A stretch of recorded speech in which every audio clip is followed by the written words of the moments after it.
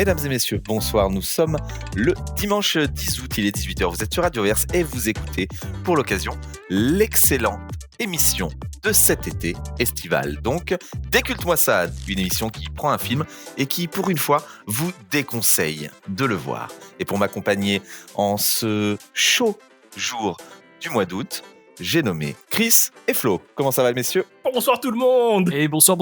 Je fais rigoler Chris et Flo parce que, étant donné que, on va vous l'avouer, on part un peu en vacances, cette émission est quand même enregistrée pas mal en avance, donc j'espère juste qu'il fera très beau et très chaud en ce dimanche 10 août.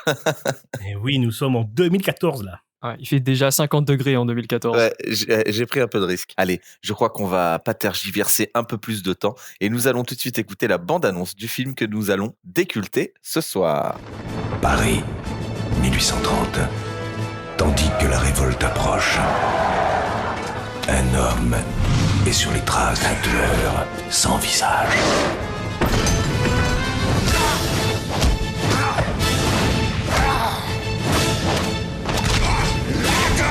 Si je dois mourir, je veux voir ton visage. Allez, un film un peu plus difficile. Je pense peut-être même que beaucoup d'entre vous, même avec la bande-annonce, n'auront pas forcément reconnu ce film.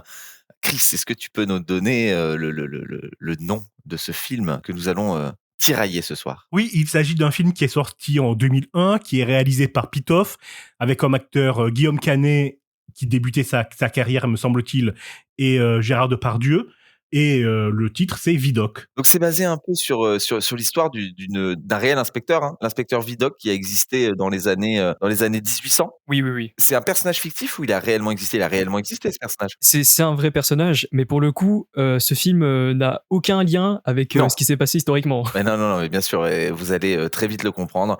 Voilà, on est sur une interprétation en tout cas complètement libre d'un personnage qui a réellement existé. Et donc ça se passe à Paris, hein, donc je disais dans les années 1800, et c'est un jeune journaliste, je crois, qui est joué par Guillaume Canet, qui s'autoproclame un peu biographe de Eugène François Vidocq à la suite de sa mort, et pour savoir un peu, pour raconter un peu sa vie, le jour où il est mort, et retracer un peu son enquête pour savoir ce qu'est devenu cet inspecteur, comment est-ce qu'il est mort en poursuivant on va dire un tueur en série qui s'attaquait à des gens plutôt haut placés dans la société. Ouais, et c'est un film que moi, j'avoue, j'ai été très hypé par tout le marketing qu'il y avait derrière, toute la promo, et que j'ai attendu ce film de pied ferme, et que j'ai été le voir dès la sortie au cinéma.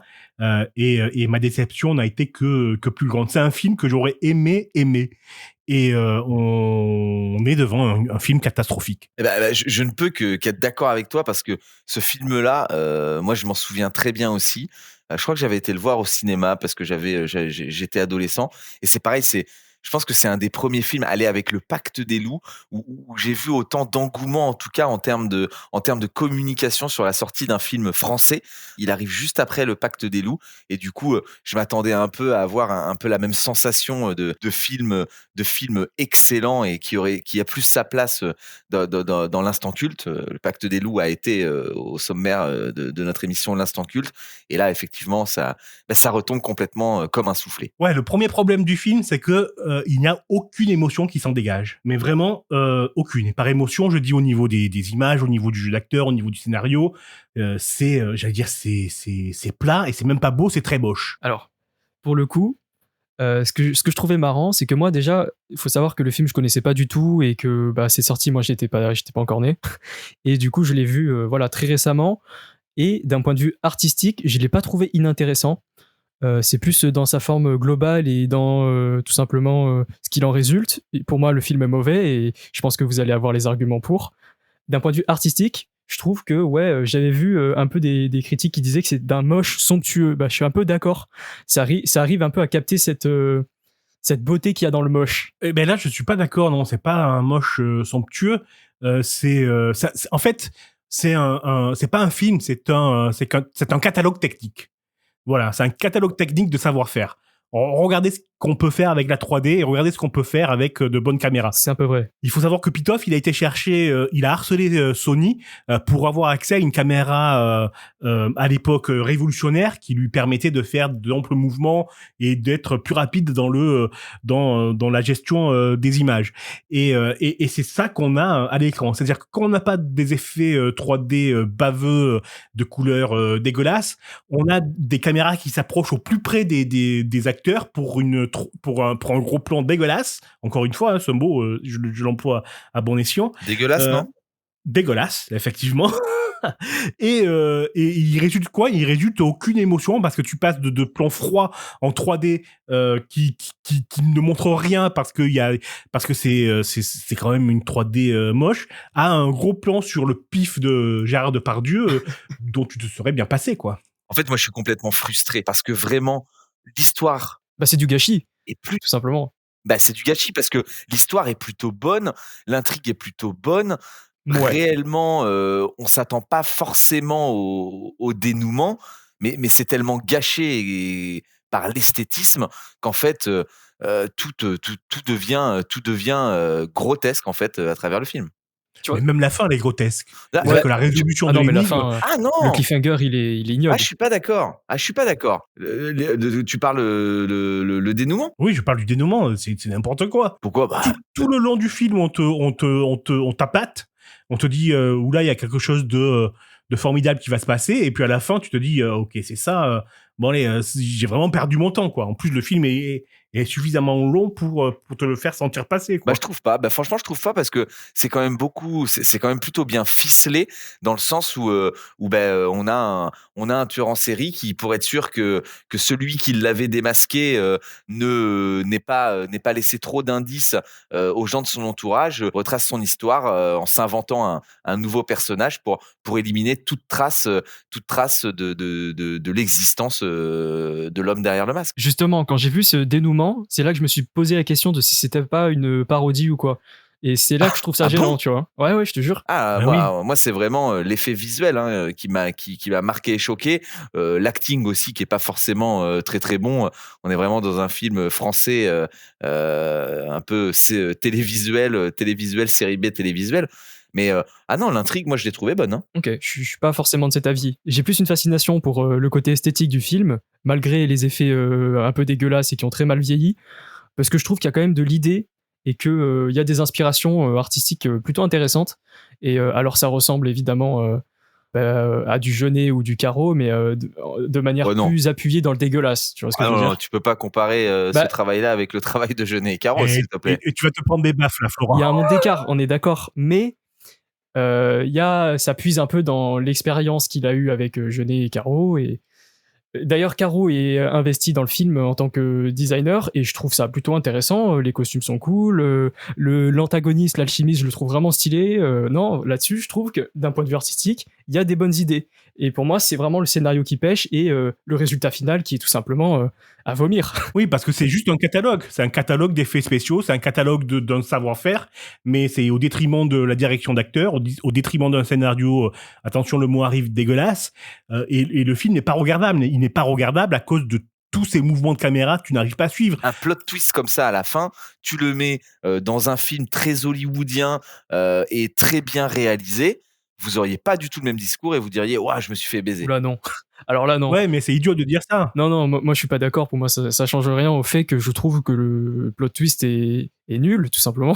Enfin, je trouve que il surprend pas. T'as pas envie de voir ça, en fait. Tu t'y attendais? Bah, je m'y attendais qu'il allait avoir un twist. Je m'en fous de savoir quel personnage est le tueur ou quoi, parce que je trouve que l'intrigue est pas suffisamment prenante pour que le plot twist fonctionne au final. Et ça arrive d'une manière, moi je trouve ça parodique. Et je crois que c'est à cause de la mise en scène au final. Ouais, non, mais c'est pour ça que je te dis que en soi, la mise en scène, effectivement, encore une fois, n'est pas forcément bonne. Mais je pense que en soi, tu mets le même scénario et le même plot twist sur un film qui est très bien monté, très bien réalisé et très bien mis en scène. Je pense qu'on peut avoir un film totalement différent. C'est en ça où, pour moi, c'est Ok. du gâchis. Oh, là, je te coupe, hein, parce que là, tu m'énerves. Non, mais Aïe, aïe, aïe. mais quoi Carton rouge. On reprend. que tu dis, ça n'a pas de sens. Tu es en train de dire que le même plot twist avec bien réalisé, bien tourné, une bonne direction d'acteur, eh ben ça fait un Seven de David Fincher. Ouais, mais ta vie Dog de Pitoff et c'est de la merde. Donc ça n'a pas de sens ce que tu dis. On mesure pas la qualité d'un film à son plot twist. Le plot twist, il ne tient que si derrière t'es amené à ça, si les personnages sont bons, sont bien caractérisés, et là, il y a rien dans ce film qui t'amène à ce plot twist. Il y a rien qui te scotche sur le fauteuil. Non, je peux pas être d'accord avec toi. C'est-à-dire que l'idée est bonne, mais elle n'est pas bien exploitée. Mais l'idée reste bonne. Donc, c'est un mauvais film. Là, on est tous d'accord là-dessus. Hein. Mais c'est un mauvais film. Mais l'idée reste bonne. Et c'est en ça que c'est du gâchis. Il y a quand même un truc à signaler. C'est que ça, c'est son premier film, même s'il a été lié à Jeunet et Caro. D'ailleurs, je sais pas si je peux te pardonner, Florence, ce que tu as dit un peu plus tôt sur... En comparant le travail de Pitoff à Jeunet et Caro, ça, j'ai du mal à digérer, mais je t'expliquerai vite fait pourquoi je fais cette comparaison. Non, le plus dramatique, c'est que quand on voit que le premier film de Pitoff, Vidocq, effectivement, n'est pas réussi, et que à l'international, on lui laisse la chance de pouvoir réaliser Catwoman, et qui fait de Catwoman le film de super-héros le plus nullissime jamais sorti au monde. C'est exactement ce que j'allais dire, c'est qu'il a fait pire pour son deuxième film.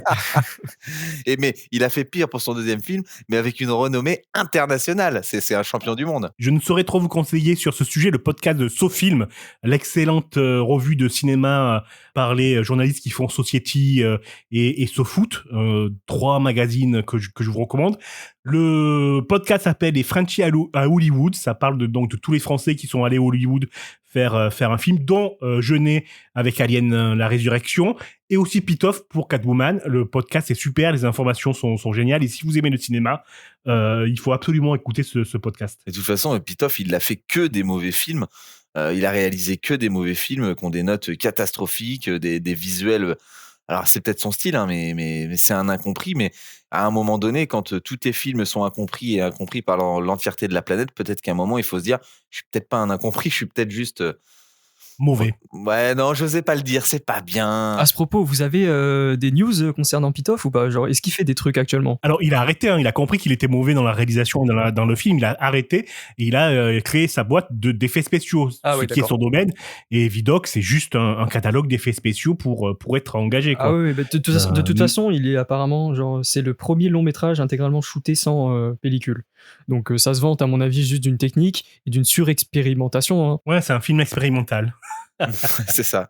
Bref, autre chose à dire, messieurs, ou pas, sur ce film qui nous aura fait jaser, même entre nous. Ce qui pourrait être intéressant quand même, c'est de se dire une chose, c'est chers auditeurs, chères auditrices, si vous avez vu ce film, ou si on vous a donné, même si on vous le conseille pas, l'envie de le voir, n'hésitez pas à nous dire ce que vous en pensez, parce que je pense qu'on est quand même sur un film où on peut avoir 2 teams, une team qui vraiment apprécie, et une team qui n'apprécie pas du tout. Ouais, il n'y a pas d'entre-deux. Bref, devant tant d'émoi, il est temps de se quitter en ce dimanche 10 août. Ah, regardez, cette fois-ci, il pleut. Comme ça, au moins, j'aurai eu la bonne réponse entre le début et la fin de l'émission. On vous souhaite de passer toujours un bel été, et on vous dit à dans 2 semaines pour la dernière émission estivale. Déculte-moi ça. Belle soirée à tous. À la semaine prochaine, messieurs. Bye bye. Salut. Ciao tout le monde.